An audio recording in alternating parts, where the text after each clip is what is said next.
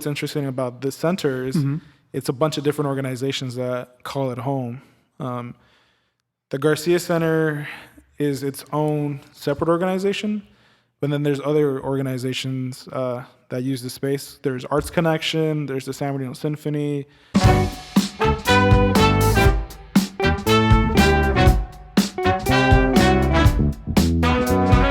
Hi, everyone. Welcome to The Empire Podcast interviews, where we'd like to interview everyone from pastors to actors, rappers to trappers, and everybody in between.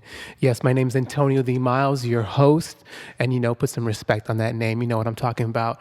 And yes, we have another great guest for today. But before we get into it, like the video, subscribe to the channel, comment below. You know the whole routine that everyone says. So come support us. But let's get right into the juice, right? We have a great gentleman today, and we're at the Garcia Center of the Arts in downtown San Bernardino. And who we have today is Jorge Heredia, the executive director of the Garcia Center of the Arts. Welcome to the podcast. Thanks. It's cool. Thanks for putting this together. Of course, man. Thanks for being on the pod. Thanks for allowing us to be here and to record and everything like that. Of course. You know what I mean? I see you rocking the CSS USB. Are you a alum? Yeah, alumni for sure. Got you. Got to represent? Yeah, definitely. You have to, got to lift up San Bernardino's name. For sure. It's got an interesting reputation, as people say. No, I think there's a lot of positive things in San Bernardino. It's just a matter of lifting things up. For example, there's glass blowing programs. Mm-hmm. There's a really cool show called Blown Away on Netflix. Yes. And one of the judges on that show, her name is Catherine Gray. She's a professor at Cal State San Bernardino. The first and second season of the show, they just said Cal State, professor as the title. Interesting. But they didn't mention San Bernardino, so. Scandalous. So, it's like they finally did it, though. They finally recognized that she's a professor at Cal State San Bernardino. So, Okay. So again, just it's got to lift the San Bernardino's name. Because the only time Facts. I've ever heard San Bernardino, like in popular media, was on I was watching Orange is the New Black, and it was just after the 2015 shooting. Mm. And so, it was just a joke. San Bernardino was just like a joke, Yeah. So interesting. So I gotta lift up the name. Yeah. Facts. And it's I think they did it on purpose by not putting the San Bernardino after the name. Mm-hmm. For the Catherine was her name, you said? Yeah, Catherine Gray. Catherine Gray. I actually just had a interview with Dean Shuang, and she was actually talking about how the same thing that she was in, that Catherine was in the Blown Away competition, and that I should probably talk to her too. So I think since people are talking about her, maybe that would be happening very soon, more than likely. And I agree with you. I think San Bernardino has a bad rap, but there's great things in the city. And I think what you guys are doing here at the Garcia Center is one of the things that is the great impact that is happening for the city of San Bernardino. Yeah, there's just so many talented people in our community, and it's so for me, the Garcia Center is one of the places that we can use as a platform, as a space to really lift those people up, but then also to kind of build up generations too. This is okay. We don't have too many institutions in San Bernardino. Okay. And so, again, just trying to lift those up. I got you. And that's cool, generational, and we'll definitely get into more of the Garcia Center. But, Jorge, for people who don't know who you are, can you please let us all know who you are and what you do? Well, my title here at the center is executive director. And I'm still figuring out for myself what that even means. Mm-hmm. The center itself started as kind of like a volunteer project. I started as a volunteer 2015, and now I find myself in this position of serving as director. So it's nice to see that change. But again, just figuring that out. What does that even mean to be the director for the center? We have people that work here. We have two other people. Hubert, who takes care of the space, takes care of the grounds, because we have a lot here at the center. We have a lot of it's a beautiful space. Yeah, it's like oranges. So I'm proud. I think I've been here. So for people who haven't been here before, I just want to kind of I guess sell it to you. I guess. Yeah, come on, sell it to us. So it's a beautiful building. It was built in the 1930s. It's built in this mission style. It was originally built as a fire station, but it's kind of a lot of people describe this space kind of as a little haven kind of in San Bernardino. Yeah. A little oasis, because we have banana trees that grow out here in the patio. We have a bunch of orange trees. We have a beautiful fountain out front where we planted some native plants around the fountain. So it's just a beautiful space in general. Yeah. And then people are also very surprised by how big the space is. Okay. Because I think from the outside, I think it's longer than it is, So I think that's kind of what's pretty deceptive about it. It's because we're on East Street. When you pass by on East Street, it looks like just a small building, but it covers pretty much the whole block. So it's a long center. So it's when you walk in, you start to notice, there's a lot more room in here. Definitely. But yeah, so it was built in the 1930s. So it was like a WPA project. What does that stand for? The Works and Publics Administration. So after the Great Depression, they're just trying to get people to work. So you have a lot of WPA projects like that that the government was just funding to get people back to work. And so this is one of those buildings. Cool. Yeah, and so you can see a lot of stuff is if you walk into what we call our auditorium, there's some beautiful, you look up at the ceiling, you have some beautiful original wood beams that are there. Yes. And you can see how even those wooden beams are just, carved. So it's a beautiful space. It's like a historic site, huh? Yeah, we're gonna eventually work on getting that historical designation. But at the moment, we're just still fixing up the space. Because again, it started as a volunteer project. The building had been abandoned for almost 10 years. And the owner of the building... Which year was that in the 10 years that it was abandoned? So we pretty much 2000, because we started to move in 2013. Okay. So pretty much the 10 years before then. So wow. 2003 to 2013. Not that long ago. Yeah. So okay. Yeah, and I just know that before we moved in, it used to be the headquarters for the Campfire Girls. But the owner of the property of the actual building is the San Bernardino Water Department. So they're the owners of the property. Okay. Yeah. So, but we lease it from them. But they gave us an amazing lease of 99 years at $1 a year. Can't go wrong with that. Yeah. So, the center is named the Garcia Center. It's named after Ernie and his wife Dottie. They were the ones that pretty much made that deal happen. Where it's okay. Hey, you have this building. We like to use it and use it as an art center. And luckily they did, because as far as I know, the water department was considering tearing down the building. Wow. Because again, for them it was just a liability. It was just the building that they weren't really planning to use anymore. Yeah. And so they were just, if we're not using it, we should. And it was, people had moved in already, stripped the copper and gotcha. Kind of taken whatever they could from the building.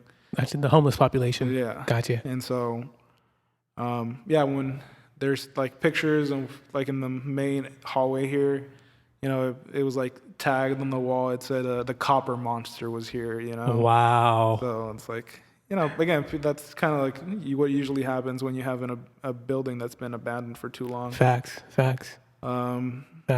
And so, but again, luckily we've been able to use the space, and And it's really cool to see like how important space is to a community. Definitely. You know. Definitely. And we're definitely going to get more into talking about the Garcia Center. But we like to get more into the individual because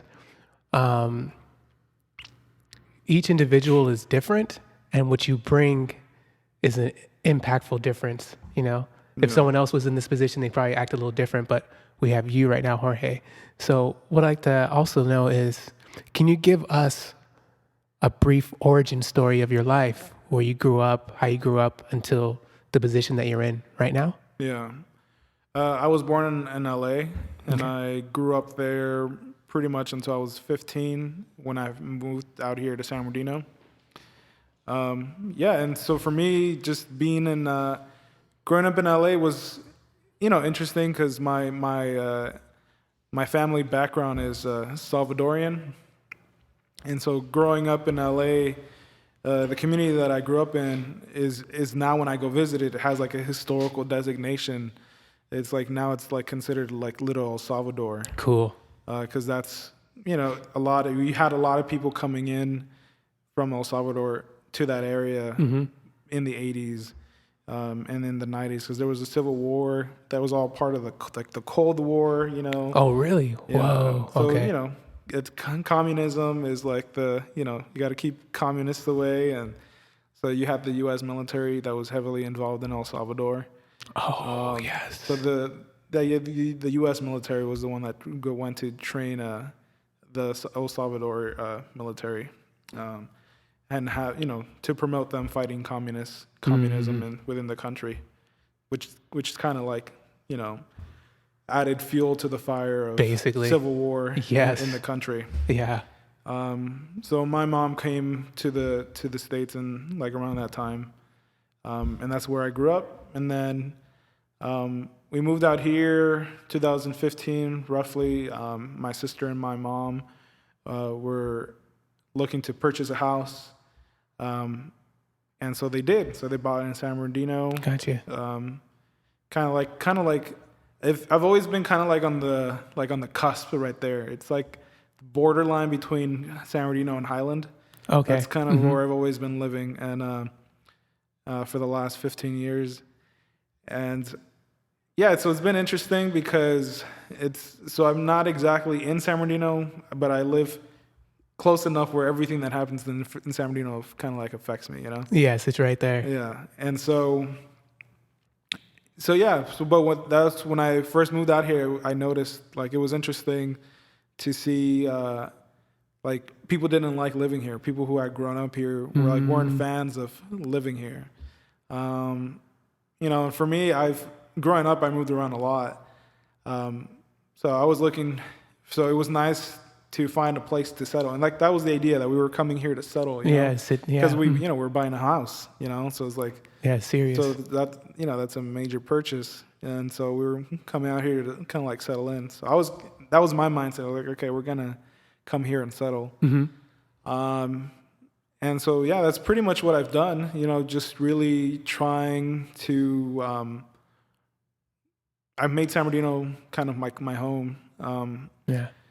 I've always been very interested in politics. Again, just growing up in LA, being part of an immigrant background, you see kind of how you're treated compared to others, because you see the diversity.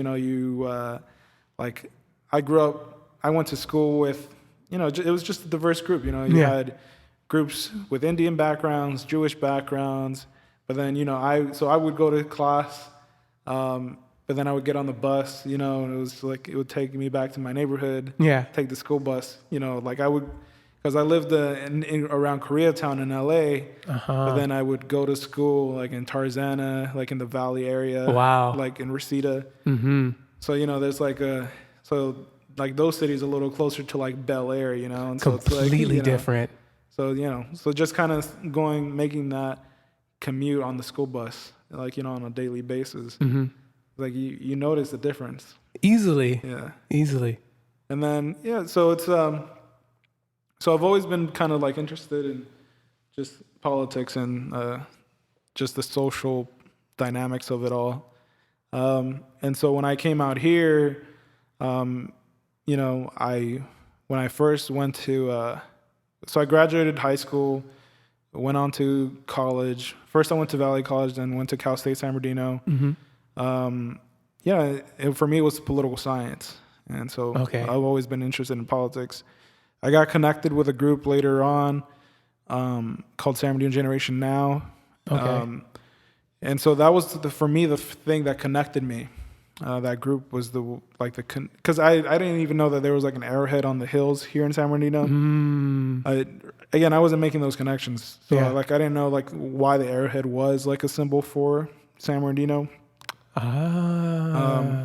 And so, you know, little by little, I started to kind of grasp on some of the history of the city, you know, like the Mormon history, and then started to kind of like get to know some of the like the elected officials.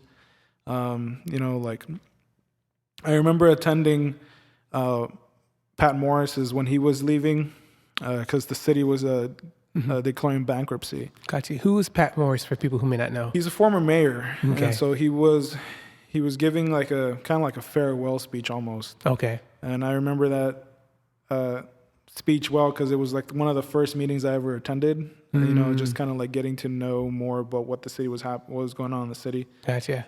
And it was just down the street at the Sturgis. And so it was like so it was interesting to see that like that transition. So he was a former mayor, and then it was Kerry Davis, and then Kerry Davis has a Mormon background. Gotcha. But again, it's kind of like interesting making those connections, because San Bernardino was pretty much first developed by the Mormons, by the Mormons. Yeah. A lot of people don't know that. Yeah. And so it was like, you know, just making those connections. Like, oh, okay, Kerry Davis himself comes from a Mormon background, so it's like, you know, making those connections there. It's like they stopped through here before going to Utah, right? Type of situation. Yeah, they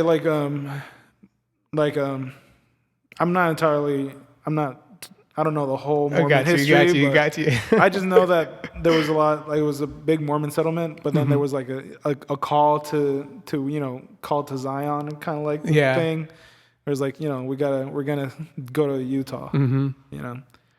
So, because I know the U.S. government was like very anti-Mormon at the time too, so they were like trying to consolidate in Utah.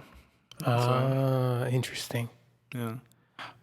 So you were saying the mayor, Yeah, so again, just getting to know elected officials through this group that I was a part of, Generation Now.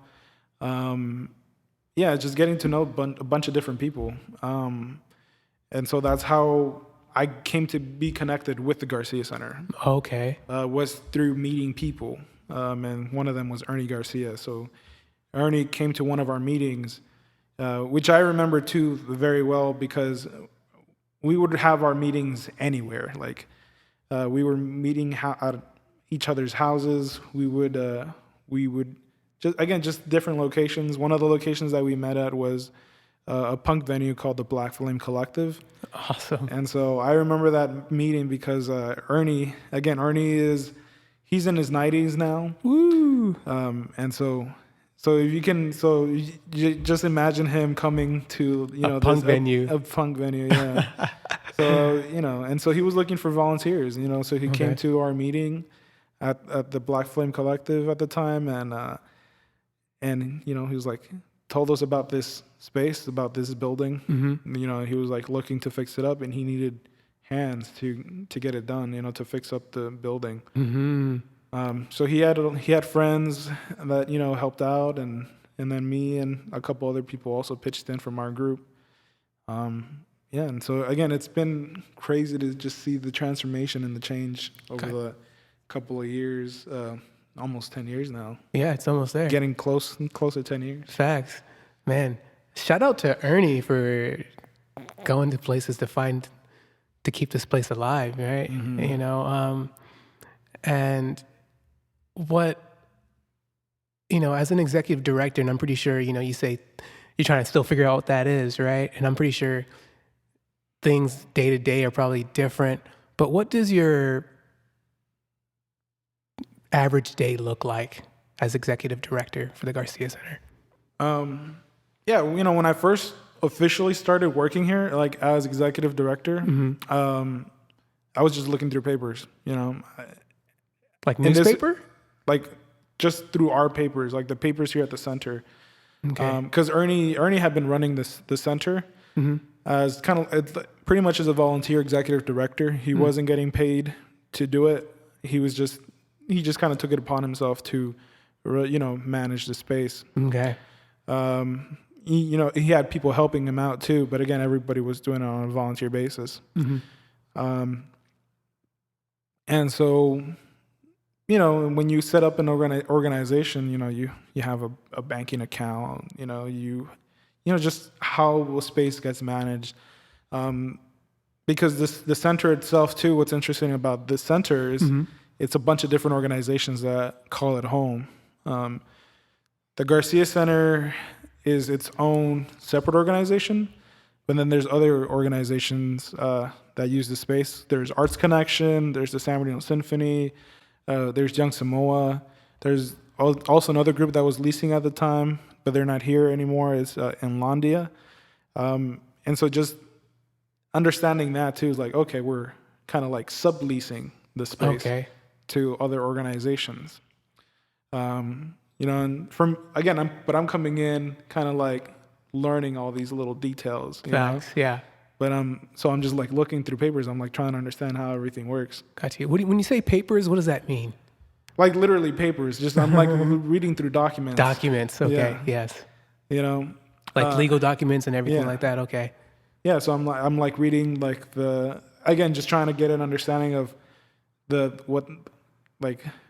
how does it, who owns the property? Like, you know, learning, the San Bernardino Water Department owns owns the property, and we're leasing it from them. And what does that agreement look like? Like, what are we responsible for? Like, we're responsible for taking care of the building, you know? Maintenance and okay. And so kind of like my day-to-day as the executive director is kind of, you know, again, part of it is like maintenance of the building. So, but then part of it is also like the administrative aspect of it, you know, making sure that the finances are being taken care of. So whatever bills that we need to pay, again, like just lights, you know. Facts. You know, lights.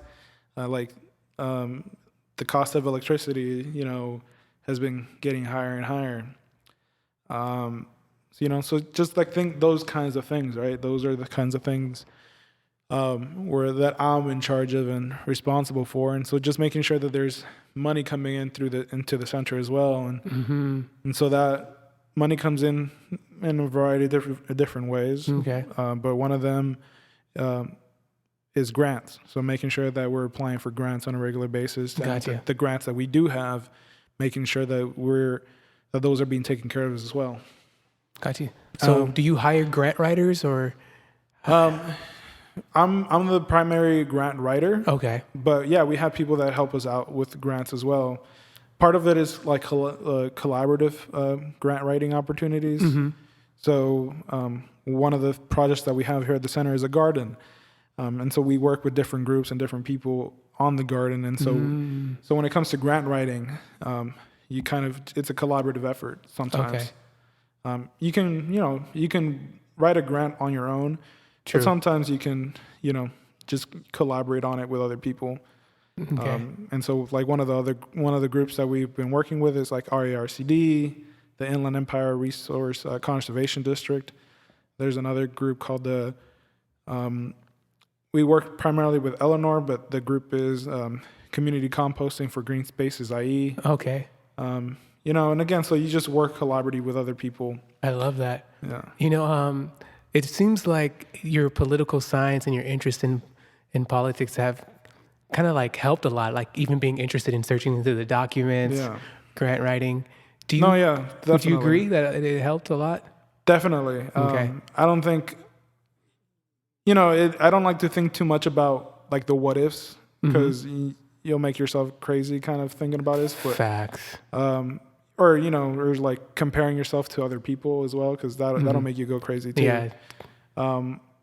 But, you know, I do reflect on like, yeah, I am in this position where I'm serving, and definitely if I didn't have that background or just that natural interest and inclination towards, you know, political science, I definitely don't think I would be in this position or again, I don't know. Everybody tells me I'm doing a good job, so I'll take. That's a good sign. I'll take their word for it. Yeah. And, but I think having that political science background is definitely very helpful.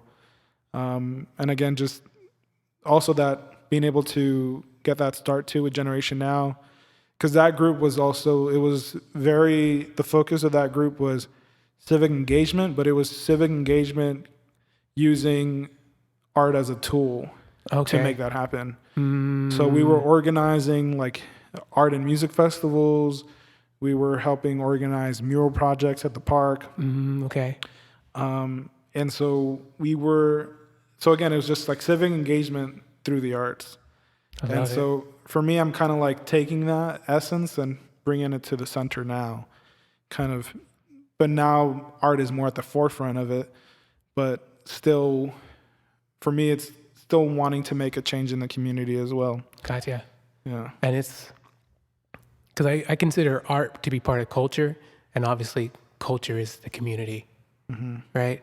Are there, because I'm certain you can't do this all by yourself, right? So do you have a team that you help with like organizing things, putting things together, and who are they and what do they do? Yeah, again, there was already a group of people here at the center on a regular basis just volunteering. But I did notice that I needed more help, and so I did hire somebody to just help out with programming and helping to schedule things here at the center. His name is Eric Servin, or Eric Servin. Shout out to Eric. Yeah, and I hired him to pretty much be in charge of programs. So his title technically is programs director. Okay. Because people reach out all the time, wanting to use the space, you don't wanting to have, again, either like a gallery exhibition, or they want to have a meeting for their organization, or one thing. It's always something. But people reach out all the time. Can I use your bathroom? Yeah. Yeah. So, yeah, that happens all the time too. Yeah. So, and so I hired him and brought him on to be in charge of that. Okay. So whenever people reach out, I just direct them to him. Gotcha. How'd you meet Eric? Eric, I met just through Generation Now first. I first had met Eric. I can't remember exactly when, but the first time I remember working with Eric was through the little gallery. So he has a partner called Andrew Thompson, who's also a professor at Cal State San Bernardino. He's a photography professor. Okay. And Eric was like his former student. And so, they developed a good friendship. And so they developed a space in downtown San Bernardino called the Little Gallery. Yeah. And so that space, it literally is a little gallery, but I was impressed by that space so much because I had seen some of their former shows. Like they had a wood carving artist. Whoa. So they filled up the little gallery with like just some of the what do you call it, like the wood shavings, and so you walk into the little gallery and it's literally just all wood shavings on the floor with the hanging sculptures. And so I thought that was really impressive. It's like that kind of art. Yeah. Creativity. I had not experienced that in San Bernardino. And so it was nice to kind of experience that in the downtown area too, especially in the downtown area because there was nothing much happening at the time. Yeah. Now there's a lot more happening in downtown since then. But at that time it was pretty much just a little gallery. I think the downtown Fit Camp was also open, but that was pretty much it. There was Viva La Boba still hadn't opened yet. Oh wow! So it was about to open, and so I remember like those initial shows at the little gallery, and that's kind of where I first met Eric. Gotcha. Because through Generation Now we had also been organizing some art walks in the downtown area as well. And so I was a part of organizing those art walks. Cool. And was there anyone else besides Eric that joined the team? As far as paid, No, there's also Hubert. Hubert also, but Hubert was here before I came on. Oh wow. So Hubert started as a volunteer as well, and but he was already working here before I came on. So he takes care of the space. He he helps maintain the garden and with anything outside. So but he was already here before I came on. Gotcha. And I got two questions, and I guess the first one would be, because it's always hard to find good help. Mm-hmm. How did you know that Eric would be good and reliable for the position? I was just going based off of his prior experience managing the little gallery. Gotcha. So in terms of, I was just pretty much just going based off of that. Like gotcha. I didn't really know Eric much in terms of like his work ethic. Mm-hmm. I just knew that he had already prior experience. And again, like I mentioned, I was impressed by those shows, Yes, there it is. And so I think just seeing his connection to the community already, specifically to like the artistic and creative community, coming from Cal State San Bernardino, like he, so for me that made him a good fit, a good candidate. Makes sense for the role. Shout out to you, Eric. And ladies and gentlemen, let that know that the work that you put into this world matters, and someone is always watching. So make sure you always put your best foot forward in whatever work you're doing, because someone's always watching, and they may not know who you are personally, but they see the work that you're doing, and you are always judged by the work that you produce. Yeah. Am I speaking facts or am I speaking lies? No, yeah. There was and that was kind of what made for me hiring somebody was difficult. Like, it's because you have to make those choices of like, who are you going to hire? And there was good candidates. There was, because like you said, there's other people too, or like I'm watching people, I'm like, like, oh, that person's really good at this person's really good at that, but at the end of the day, you have to kind of like make a decision too, kind of like, okay, who's, like just for the role, for the position here at the center. Yeah. Eric was like, it felt like was going to be the best fit for the position, for the role. Okay. And so Eric's been really instrumental in just helping move things along here at the center. And just recently, he kind of was the main person putting a show together at the Cheech in Riverside. The art museum? Yeah. Okay. So we haven't made an official announcement yet, but I'm sure whoever's listening, like we put a community gallery together at the Cheech and Riverside. Cool. Well, yeah, which is really cool because as soon as you go into the Cheech, right at the entrance, that's the community gallery. So to the right and to the left. So we were able to feature local artists from San Bernardino and just feature work from artists so one of the artists is Phil Ye. So Phil Ye's artwork is here on display at the gallery. And so, but one of his pieces is also at the Cheech. And so it's been really cool to be able to put that show together. Yeah. And so Eric was one of the people he was the person that kind of put the show together. So he's, again, nice. He has that experience of just putting shows together. Gotcha. Instrumental. Yeah. Instrumental. And you guys also take volunteers? You guys still take volunteers to this day? Yeah. Yeah, we take volunteers. But again, it's kind of like we're getting, when we first started, it's like volunteers were needed like on a regular basis just for, again, because we were, painting, fixing stuff up, but now like the volunteers is now we're getting to a point where it's like the volunteers need to be very specific about what the role is, it's kind of like, so we're working on that too, kind of not only for our benefit, but also for the volunteers too, Gotcha. Because we don't want volunteers to feel like, they're wasting their time or anything. Gotcha. Like you might need like an electrician volunteer or something. Yeah. Type of thing, right? Or am I?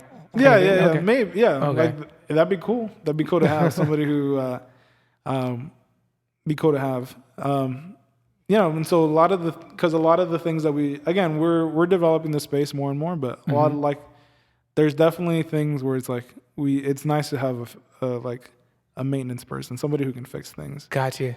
Yeah. Well, can you let them know how they can reach you if you needed a volunteer? How they can reach you? Yeah. Well, yeah. You can just call the center. Gotcha. Call the center. We have our phone number is 888-6400, and then Instagram too. Okay. Instagram is a good way to reach out to us as well. What's the Instagram handle? It's just the center, the Garcia Center for the Arts. It's all one word together. Okay. It pops up. Cool. So, anyone who knows how to, any handyman, handy woman, right, can really appreciate your help out here, It could be something as simple as, changing a tire. Who knows? You know what I mean? So, it was interesting because you were talking about working as a volunteer for a long time. And we talked about it a little bit, but how did the transition happen from volunteer into being able to get steady funding for the thing? And was it just specifically through grants or? Yeah. We've been very fortunate. Okay. We're just very blessed. The center, the organization that runs the center, has been around for decades. And that's kind of where it gets a little confusing. So, but I'll try to explain it. Yeah, all ears. But it's the organization, the actual organization name is San Bernardino Valley Concert Association. Can you say one more time, please? San Bernardino Valley Concert Association. So that's the actual name. But we're actually trying to just move away from that name and just have the organization name be the Garcia Center for the Arts. Mm-hmm. Because the center has become the main focus of the organization. Facts. But even before the center was a thing, the organization had existed.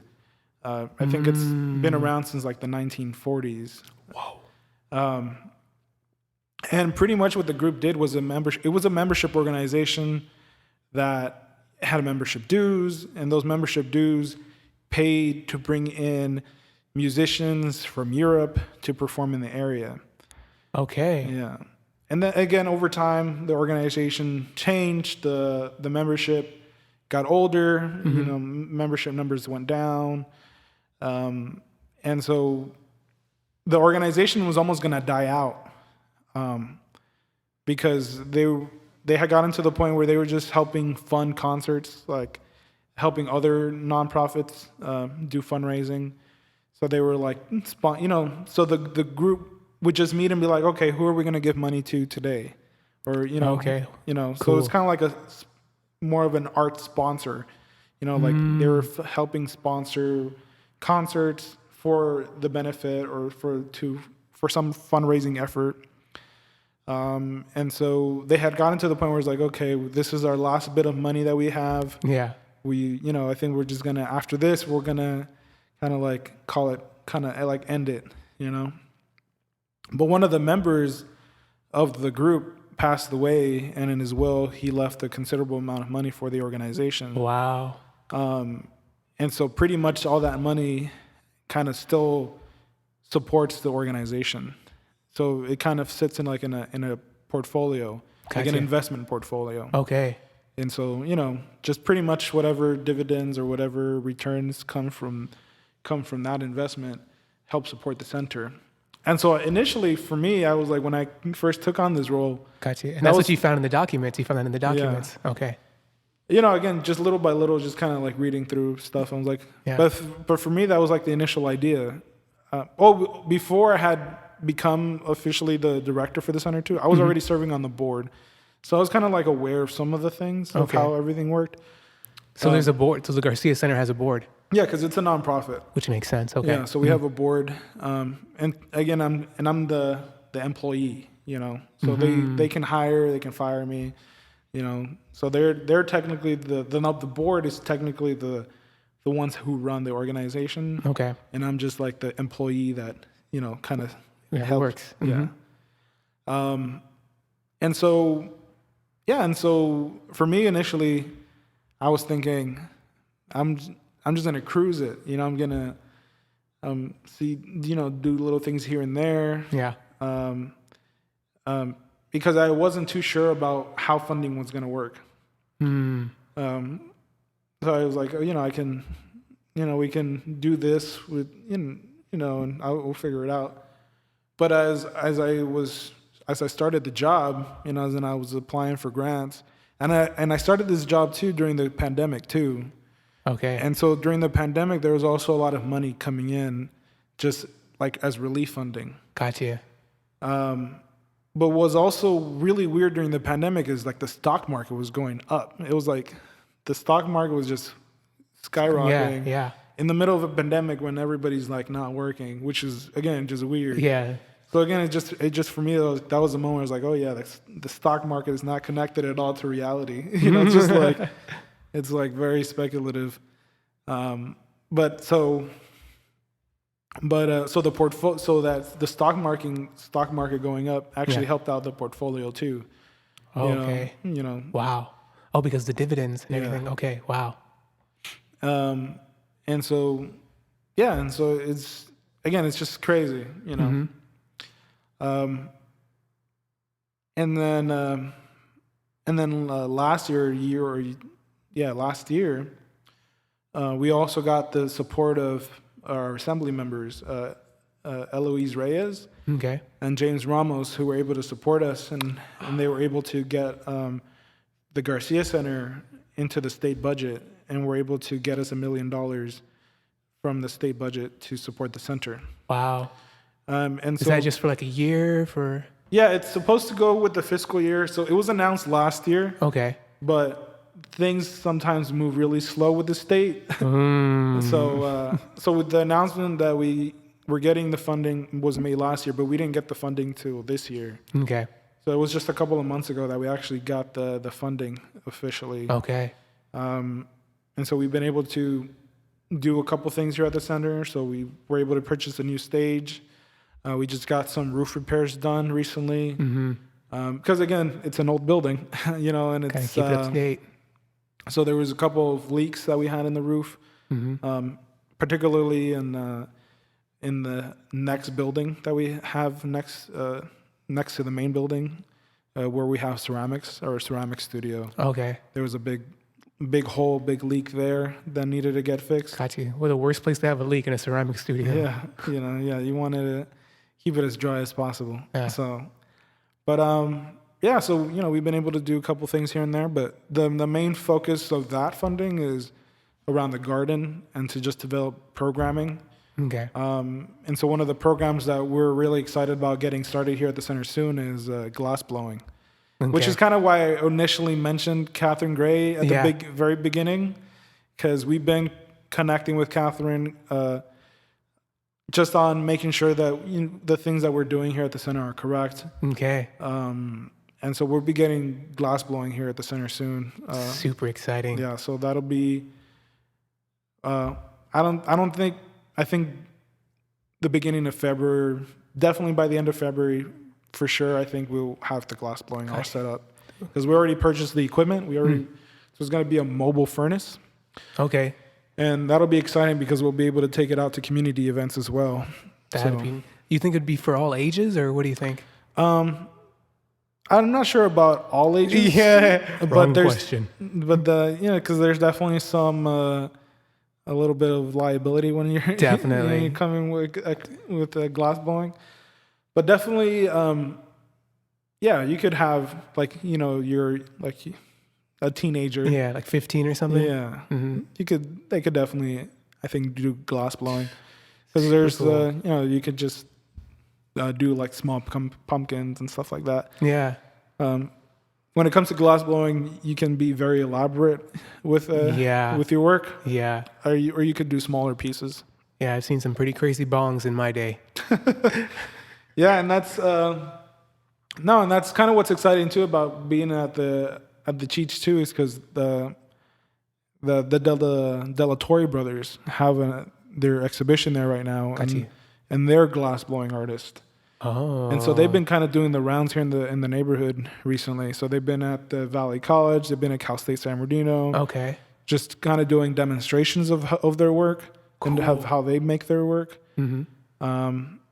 So again, it's kind of it's just one of those things where it's like people don't know. It's like we have a really cool glass blowing community here in San Bernardino. Yeah.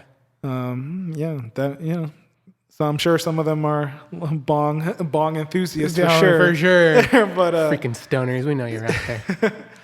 but you can do some amazing work with glass. Yeah. And so it's really cool again to be able to provide a space where we can have more creative people kind of learn the trade. Yeah. And because that's one of the things too that we noticed is we have institutions like Cal State San Bernardino and Valley College that are able to provide the facilities, but then once you learn, then people lose access to that equipment. Facts. And so for us, we can here at the Garcia Center, for us that's one of the goals is to try to be a community outlet. Like once if you can't attend classes anymore at Cal State or Valley College, you can at least come to the Garcia Center because it's a community space that you can come to. You don't have to necessarily, get qualified for financial aid or anything like that, So it's a space that people are welcome to come and still have access to. Gotcha. I to like that equipment. A free community space for the most part.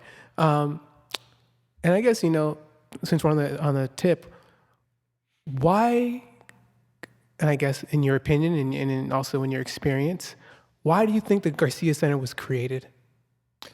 Well, everybody has their different approach to things, like you said, but the mission is really brief and really broad. So it's just to sponsor, promote, and sustain the arts. Okay. And so again, it's really, really brief and really broad. So, but that can mean anything, And so,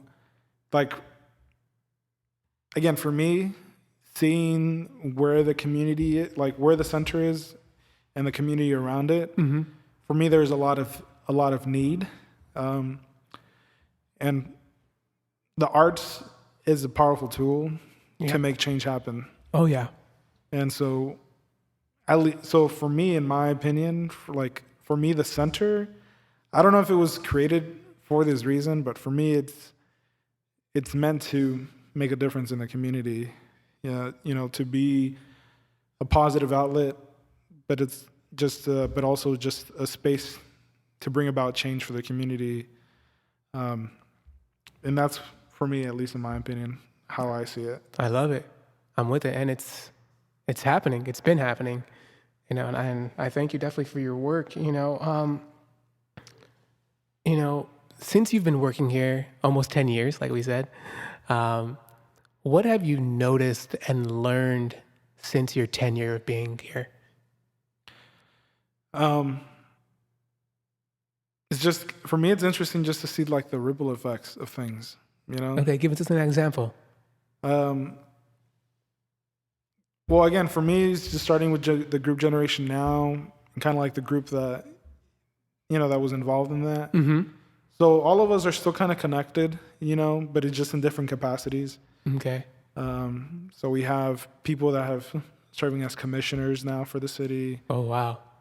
Serving on council. They're serving as directors for other organizations.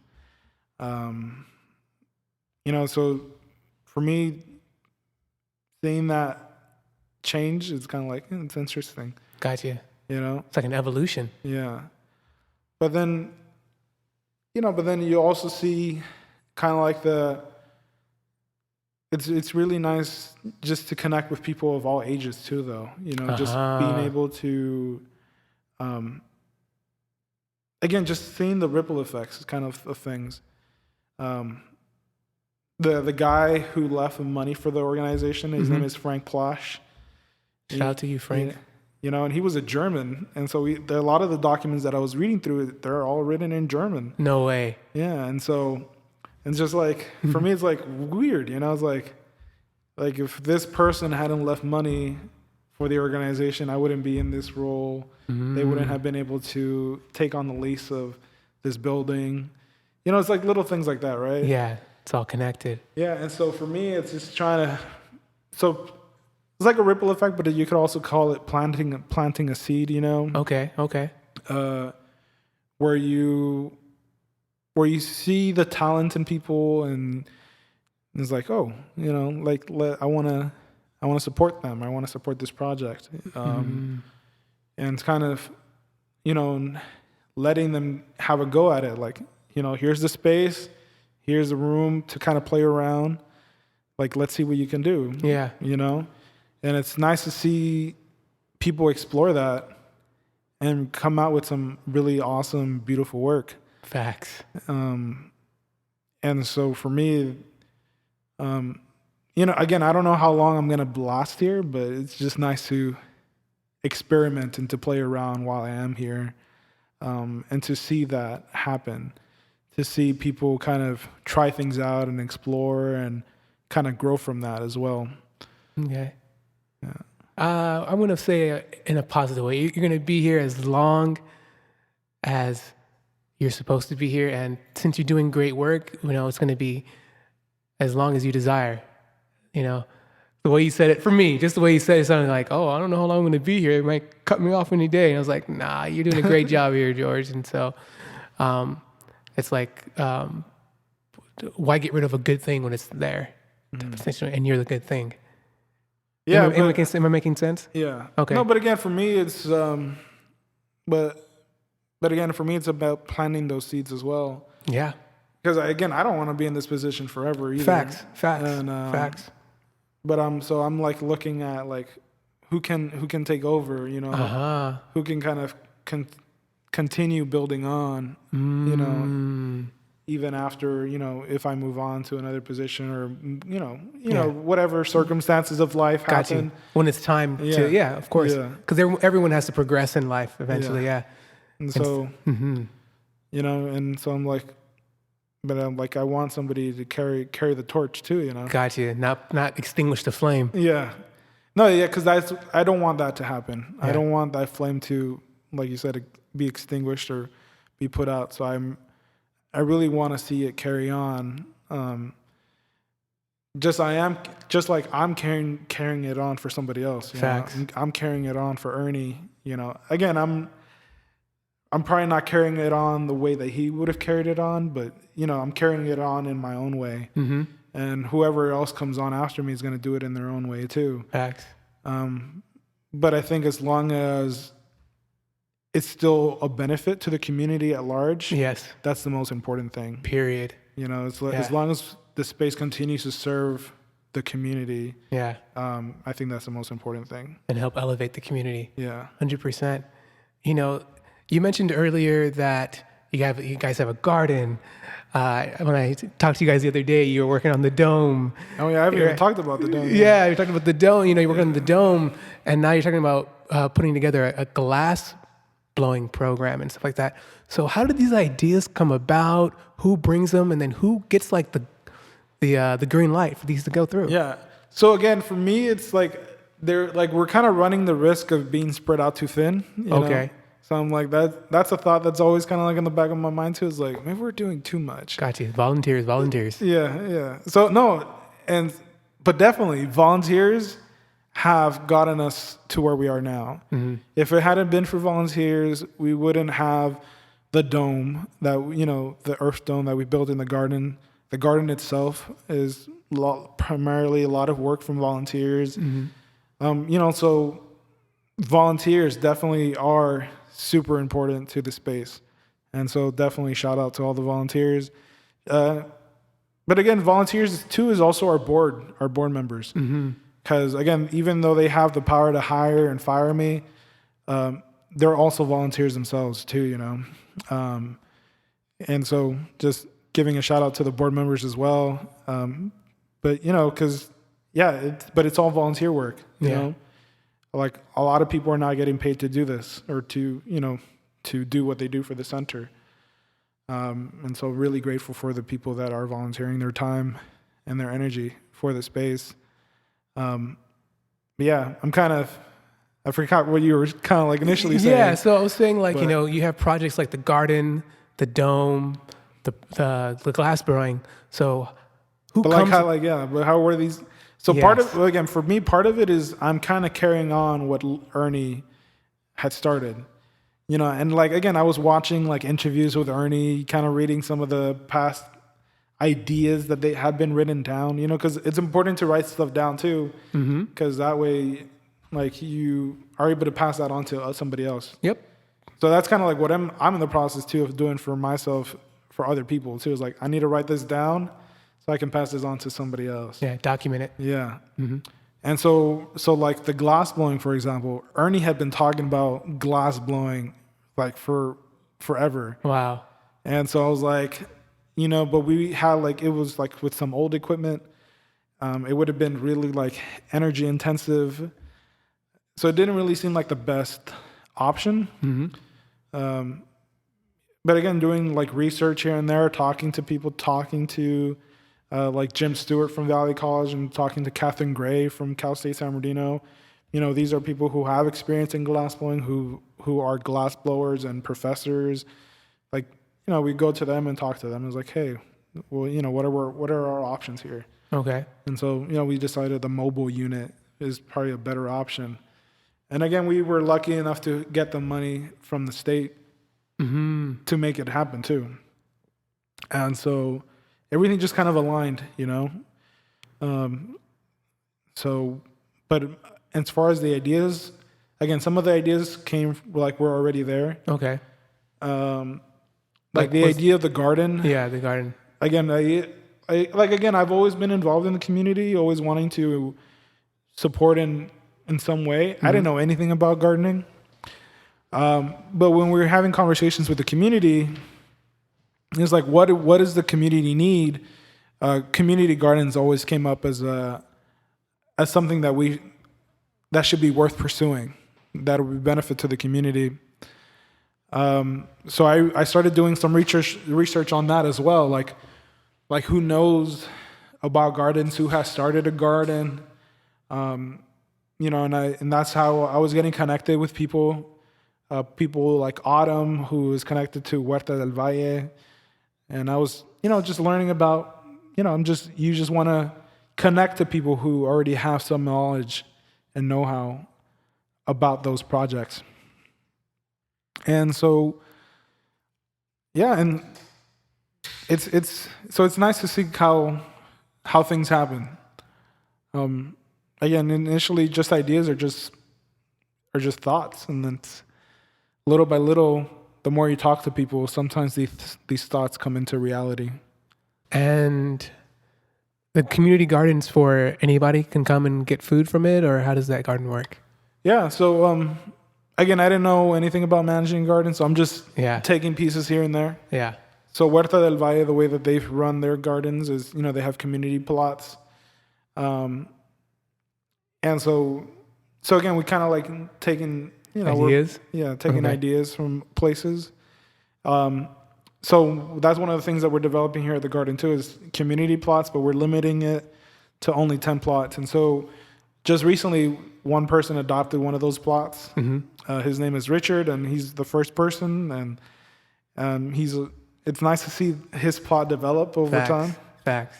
But then we also have just a community farm, and so that's kind of where volunteers are needed, helping that community farm develop. And so we have things growing out there as well. Okay. Yeah. Nice. Because people approach the garden a little bit differently. Like some people don't have the time to garden, but they just want to help out. But some people want their own space. So that's kind of where the community plots come in. Gotcha. So yeah, we talked about the garden and so many people coming, and so the idea about the dome. Talk to us about that and what it is. Again, everything's an experiment. Okay, I like it.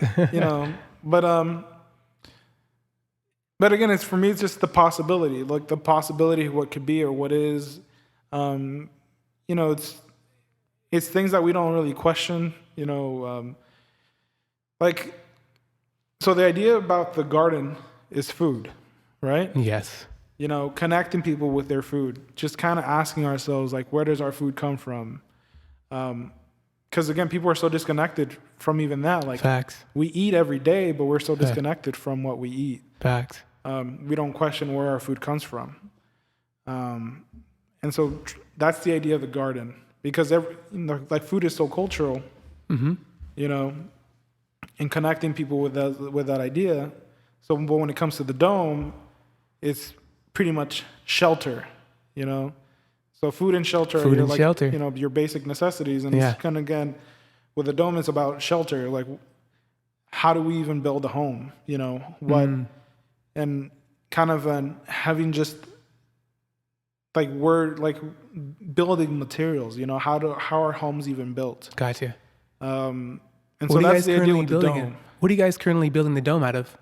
It's all sandbags, primarily sandbags. Wow. So it's just literally we just took dirt from the garden area, put it in sandbags, but they're just elongated sandbags. So it's like rings of sandbags that we've layered on top of each other, and between the layers is barbed wire. Okay.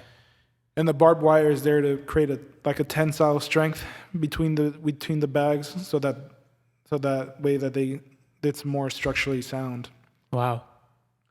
And then once we were finishing layering all the bags together, we've pretty much on top of that we've put layers of sand, clay, and hay. It's like a mixture of sand, clay, and hay that we kind of plastered onto the dome itself. Oh wow! Like exterior, right? Mm-hmm, on the exterior of it. And so we're doing a couple layers of that. Now to do a smoother layer, we're just gonna remove the straw and replace it with toilet paper to create a smoother finish to it. And then on top of that it's gonna be like a waterproof sealant. Okay. With some paint, to just make everything more uniform. Gotcha. Yeah. So if I think it rained not too long. I think it rained last night a little bit. So is the dome still safe, protected from like the? Yeah, right now we have it covered with a tarp. Okay. So just to protect it against the rain. Gotcha. Because again, it's just sand, clay, and hay right now. But not until we waterproof it and put a sealant on it will it do weather better against the elements. So like say if someone had an idea that they thought would be beneficial to the Garcia Center, would they contact you guys, or they contact you directly, call that number that you gave us? Like how would someone like say, like, hey, I think it'd be nice to build a gym here.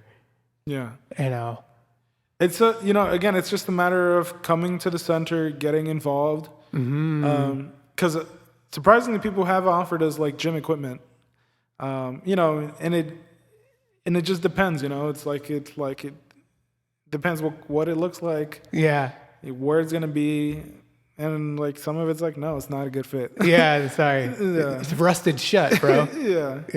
So but it's just a matter of just reach out, because again, people reach out all the time, and people have different ideas. We're open to ideas. Gotcha. Because we couldn't say that we're an art center promoting creativity if we weren't open to ideas. So we're open to ideas. Gotcha. For sure. What are, since you say people come to you all the time with different things, what are some of the strangest things that people have come to you with? Again, everybody just has different, you can go from, some people come here because they want to throw like a rave. Other people Other people want to have like a church meeting, or so it's kind of like, it's just, and then pretty much this past year we had an event called Sex After Dark. Okay. What is that considered for? So Sex After Dark was pretty much like a pride event. Okay. But it was put on by a health organization, so it was like educational as well. Mm-hmm. So it was like art and music along with the education, and the resources, just promoting, again, sexual health. Gotcha. So it was, so again, it's like a mix of everything, Mm-hmm.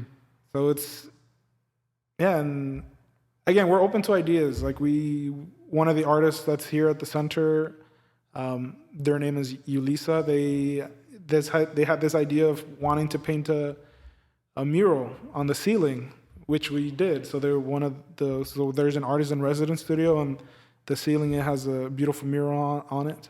Oh, wow. Dope. Yeah. And so, but again, it's just everybody has like different ideas. And like we have a big printmaking piece that got plastered on one of the walls here at the center. Okay. So again, it's just like we're open to ideas. It's just a matter of kind of like seeing if it'll be a good fit or not. That's the whole question. Yeah. And it has to go through the board too, right? To see if it's a fit? Well, in terms of the management of the center, if it's just management of like, like if it's just a permission of like, yeah, we can paint the ceiling, that just goes through me. Okay. If it's like a bigger thing where it's like financial or, if a bigger thing, then it's, that goes through the board. Got you. But like the Pride event would just go through you or Eric type of situation. Yeah, again, we're the ones in charge of management of the center and management of programming here at the center. Like that goes through us. Gotcha. Super But if it's cool. like, again, bigger stuff like purchasing property, like we purchased the garden property, like that goes through the board, and again, stuff that is, it's more involved. That's. And that expands the landmass of the center too, right? By purchasing that. That's super cool. And you mentioned that you have a residence here. You guys have residency artists, right? Like, can you tell us a little bit about that? Does it happen once a year? How long does it work? And what is offered for these people? Yeah, so that program is through Arts Connection. Okay. And Yulisa is the manager of that program. Mm-hmm. So every month they have a new artist in residence. Wow. So I think we're here at the end of December. Mm-hmm. The artist for this month was Steffi Tunes. Okay. And so they participated in an event that we had, a comic book event that we had here at the center because they focus primarily like on comic illustrations. Okay. But yeah, every month the artist changes. And what's been nice about that is that, the artists really enjoy their time here at the center, that a lot of them have stuck around. So now there's been like an artist collective that's been developing from a lot of the artists that have been involved in this artist in residence program. Oh. Yeah, but pretty much what they get is the room. Mm-hmm. They get that studio room, and they're welcome to all the supplies and the materials that are there. Mm-hmm. And then Yulisa works with them to pretty much plan out what their residency is going to look like. Oh, cool. Because each artist is going to approach it a little bit differently. Yeah, different needs. Yeah. And so it's been interesting to see kind of how each artist approaches it. And how, because they got different styles or they just have a different medium that they work with. Mm-hmm. And so it's been really cool. So like one artist did like a panel with a performance. Another one did like just a big woodblock print that they did a collaborative with. Others did like a mask making workshop, and other ones did like a painting workshop. Wow. So again, each artist is approaching it a little bit differently. Gotcha. And for the arts here, it's not just art as in drawing, it's digital, physical, audio. It's the arts as a whole spectrum, right? Again, for me, that's kind of like what's so like interesting about the mission. Like again, sponsor, promote, and sustain the arts. But what is that? What is the arts? Yeah. Mm-hmm. And so for me, I just decided we're just gonna take the big the broad view of art. Yeah. That's for me. That's why for me the garden and the dome are art. Mm-hmm. It's all cultural. It's connected to just how we approach life in general. Gotcha. So pretty much here when you come to the center, it's art in all its forms. So we've had some really amazing artists, like visual artists. Mm-hmm. Like we've had like a music video get filmed in this room. And the way that they like, again, it's like for me that's the interesting thing about space is like you can transform a space. Like this room, like this wall was painted all blue by one of the artists. So like this was just a full blue room. Wow. And there was like a little pond right here in the middle of the room with the cranes hanging from the ceiling. What? But again, everybody approaches space differently. And so like definitely. they transform the space. And so it's been nice to see that happen here at the center. So this room is open to be transformed into whatever an artist wants to transform it into. Yeah. So again, it's a gallery, it's an exhibition space. So Gotcha. it doesn't just need to be, work on the walls. It can it can be transformed as again, just the imagination is the limit. Gotcha. Right? Have you guys ever had any theater? Yeah, done we here yet? did. Okay. Before I started officially in the role, I was part of a theater performance here. Really? Yeah, but this was again when I was still technically Gotcha. volunteering. So I participated in a theater show here. But since the pandemic, we haven't brought theater back. But that's actually something I'm really want to approach soon or pursue. Because you guys do have a stage too as well. Yeah, we got a stage recently as well, and so so it's been something we've been talking about. So hopefully soon. We'll see. Yeah. We're gonna get it. It's gonna come. Yeah. Volunteers? I even like the idea of like improv. Oh, improv is a Again, lines anyway? just getting those creative juices flowing. Just keeping keeping the mind sharp. Is really important. And so, kind of creating this like I love improv rather than just the technical performance. Where it's like if you're singing and you're dancing. I love improv just for that creative space. 100%. Where you get to play around a little bit more. Bro, Whose Line was my shit. Yeah, I love Whose Line. Man, all day. Yeah. Who's your favorite guest on Whose Line or like person on Whose Line? Well, I love all of them were great. Okay. Yeah. I fuck with Colin Mockery. Yeah. Actually, I was gonna say Colin. Actually. Man. Yeah. Every time, just solid. It's just solid. And him and I think his name was Ryan. Was his name Ryan? Yeah, Ryan. Yeah. Those two together were just phenomenal. Does that show still go on? I don't know, but I watch reruns all the time. You can't go wrong with the reruns. Yeah. Thank you, Britain, for bringing that show to us. Or was it Canada? Anyway, great show. And I would love to help be a part of that because I think it would be a really great thing to see here, especially with the stage and stuff like that. Mm-hmm. And it really engaging. I look forward to it. You've seen so many things come in and out of this space. What current projects are you working on besides the dome and I guess the glass blowing? And what current projects would you like to see come out through the Garcia Center? Yeah. Again, for me, at the forefront of my mind is just the glass blowing. Because that's it's coming soon. Real soon. Yeah. So for me, it's just kind of getting the space ready for that, developing that. So for me, that's kind of like at the forefront. I'm on top of that. Again, it's just little side things like we just talked about, like getting the improv or getting some kind of theater going here at the center would be nice.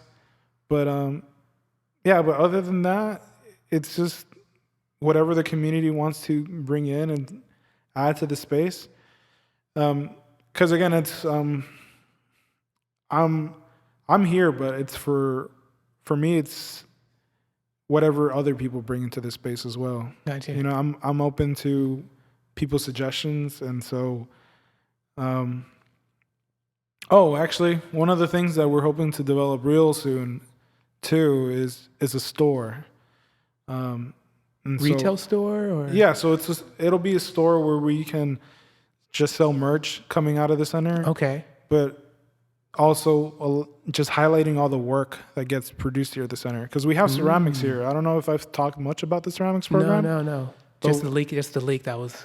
Yeah, it's just the leak that we have in the ceramics studio. No, but the ceramics studio that we have here, the ceramics program. So that's been the most consistent program here at the center. We have 2 artists, Lucy and Alcira, that have been here for a couple of years now. They started before I technically came on as executive director. Okay. And now since then, we've had other artists also come in and support the program. James Ojeda, AJ, and a couple of other guest instructors that have come on. Yeah. But again, they produce really beautiful work. I love ceramics. Again, for me, it's like again, connecting everything. It's like when you're building the dome. It was like brought to my attention, like building the dome is just a big ceramic space. Facts.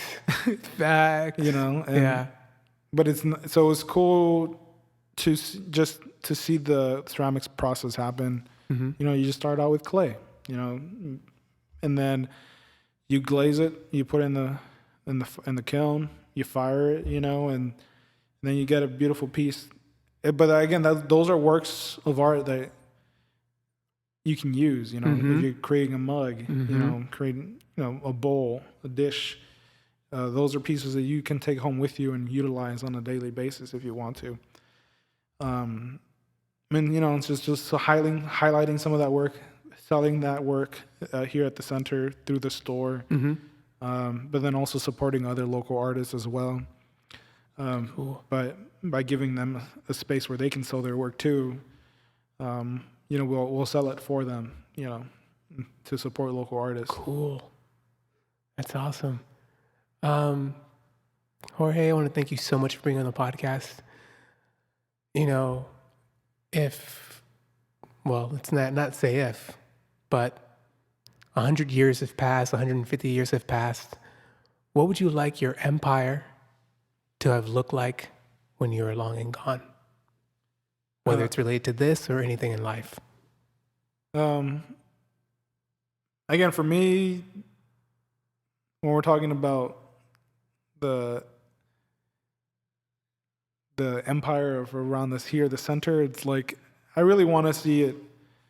I really want to see the community bloom, So I really would love to see the community around the Garcia Center grow.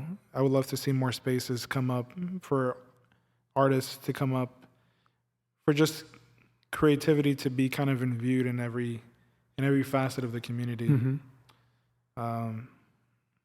So that's kind of what I would love to see. Because right now it feels like the Garcia Center is just like, again, people call it like the haven or like the oasis.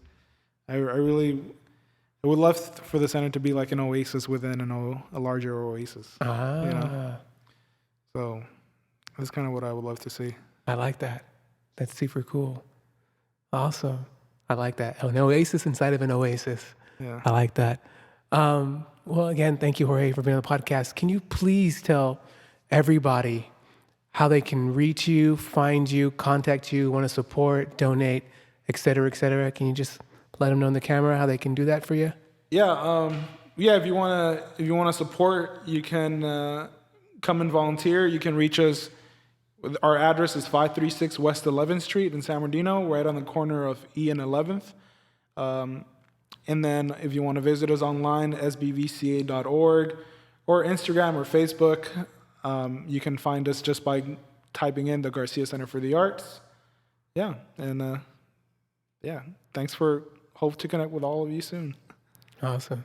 And there it is, folks. And we'll have all the information in the description. And what a great podcast today, right? And I want to thank Jorge again. Yeah, of course. Thanks so much Thanks again putting this together. Yeah. Of course, man. Thanks for allowing us to be in here. Learned a lot, right? About Ernie, who did this, who went to the punk show. Can't forget about that. The dome, the future. Stay tuned for the glass blowing stuff, guys. So it might be coming close to your neighborhood. Yeah, that's real exciting. Yeah, so stay tuned, guys. It's gonna be really cool. And come check out the center. It might have things that you might be really interested in. If you're an artist, if you're not an artist, you want to support the arts, come through, check it out. Again, my name's Antonio Lee Miles. Put respect on the name. Like the video, subscribe to the channel. We appreciate all you guys for joining in and tuning in. And other than that, we will catch you guys in the next one. All right? Peace. I say it's my duty. Yeah. Is it my will? Yeah. To do what? Yeah. To do is right. I say. See you, Hubert. Take care.